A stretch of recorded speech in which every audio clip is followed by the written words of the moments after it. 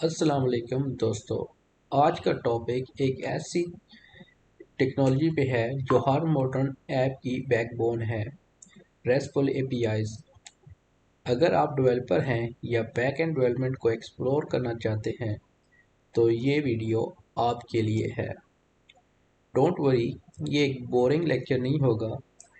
मैं सिंपल और interactive example के साथ आपको समझाने की कोशिश करूँगा कि रेस्टफुल एपीआईज क्या है।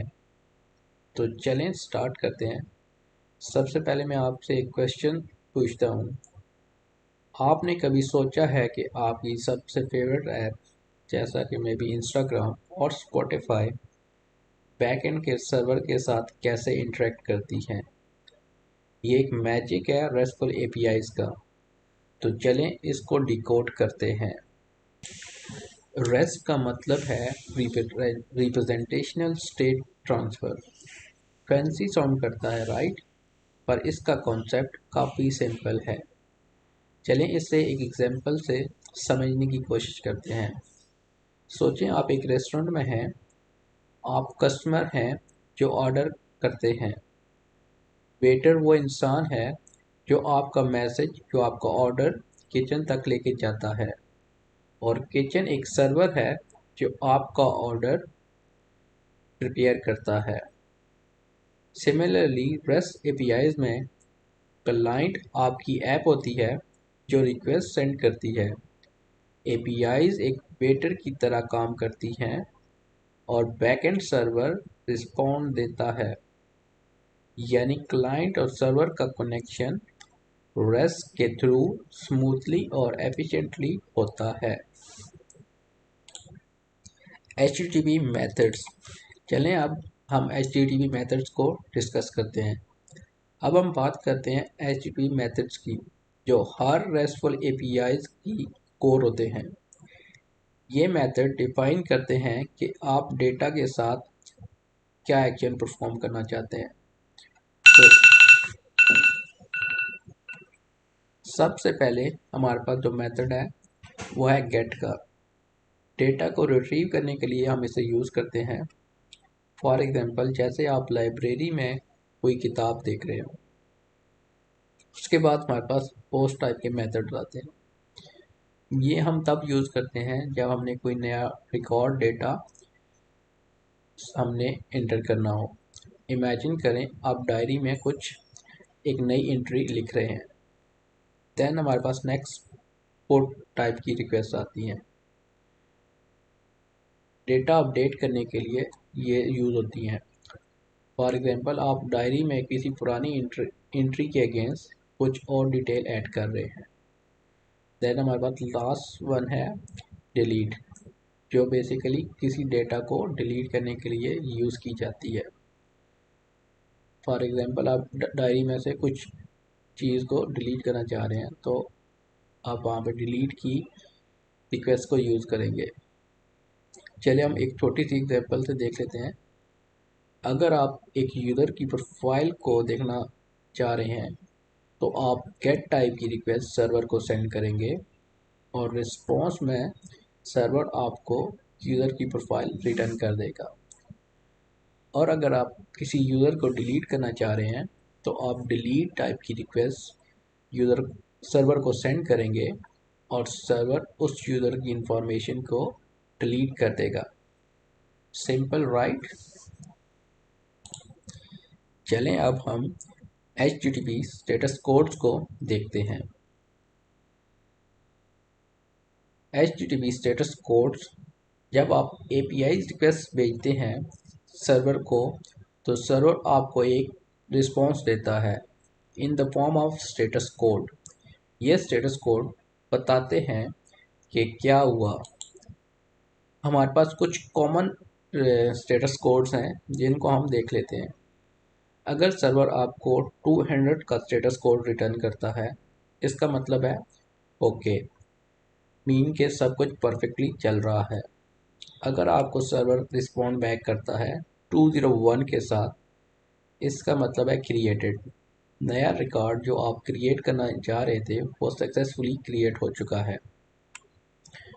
देन हमारे पास 400 टाइप्स के एरर आते हैं। अगर आपको 400 का एरर रिटर्न करता है server, that mean it's a bad request. आपकी रिक्वेस्ट में कुछ गलत है या शायद आपकी रिक्वेस्ट का फॉर्मेट ठीक नहीं है। और नेक्स्ट पे हमारे पास 500 वाले एरर आते हैं। अगर आपको सर्वर से 500 का एरर रिटर्न होता है, it mean internal server error, mean के सर्वर पे कुछ एरर आया है इस रिक्वेस्ट के अगेंस्ट।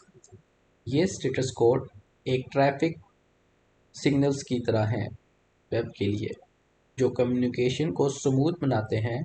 सोचें, ग्रीन लाइट का सिग्नल है, सब क्लियर है। रेड लाइट मीन रुकना होगा।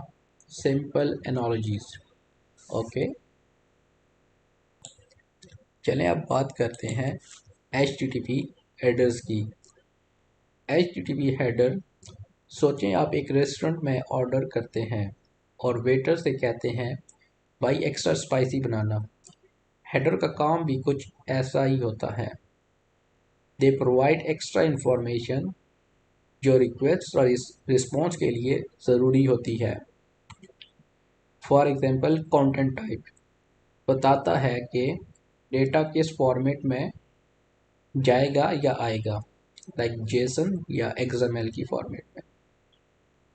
देन वी हैव ऑथराइजेशन, एक तरह का आईडी कार्ड है जो बताता है कि आपको डेटा एक्सेस करने की परमिशन है। देन हमारे पास एक एग्जांपल कोड है गेट रिक्वेस्ट का। इसको हम देखते हैं।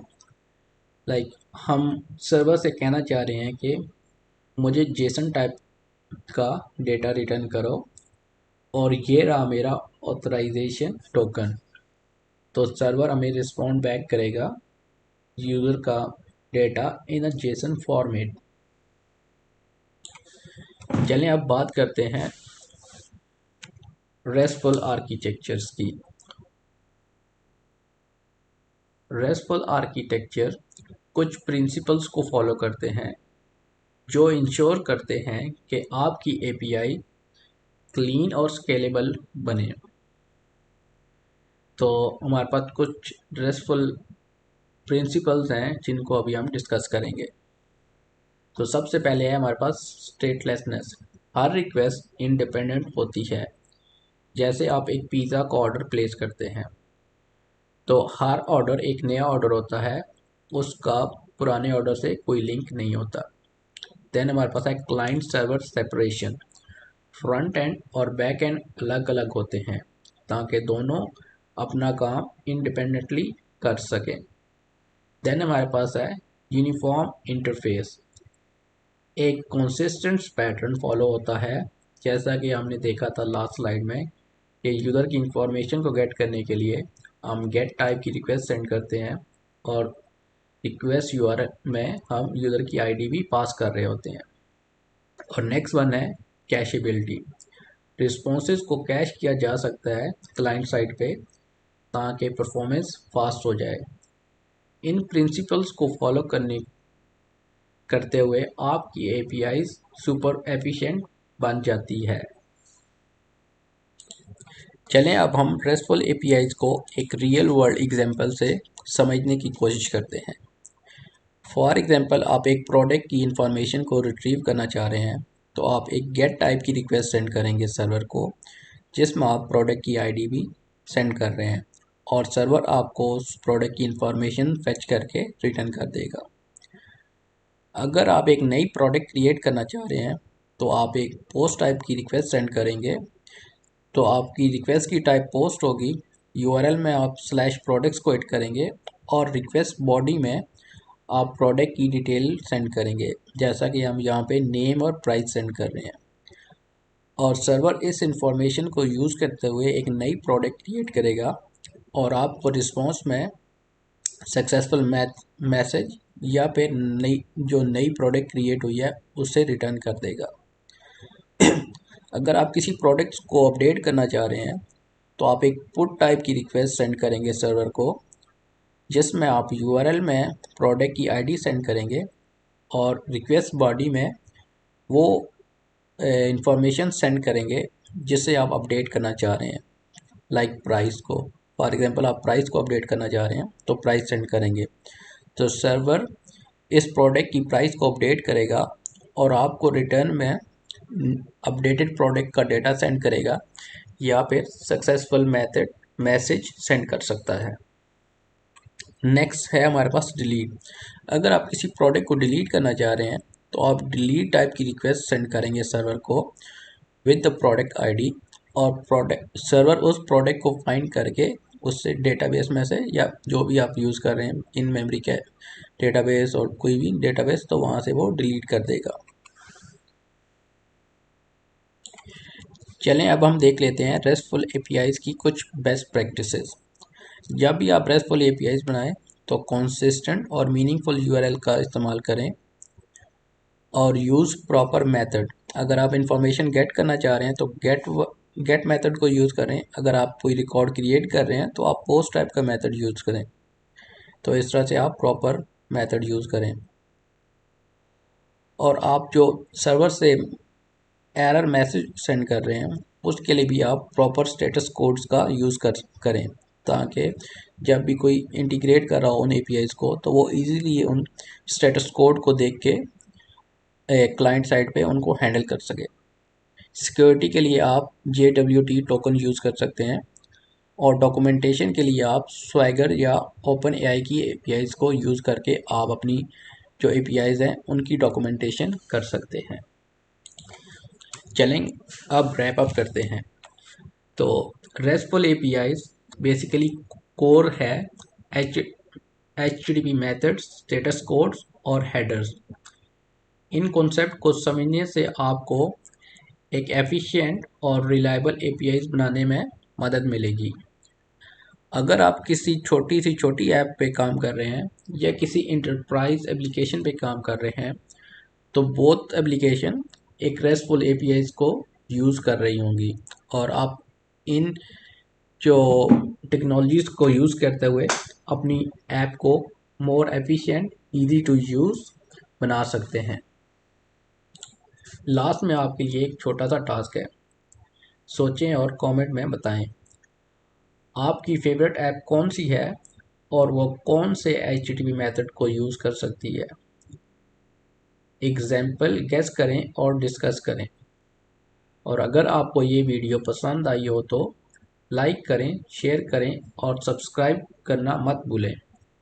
अगली वीडियो में मिलेंगे, तब तक के लिए हैप्पी कोडिंग।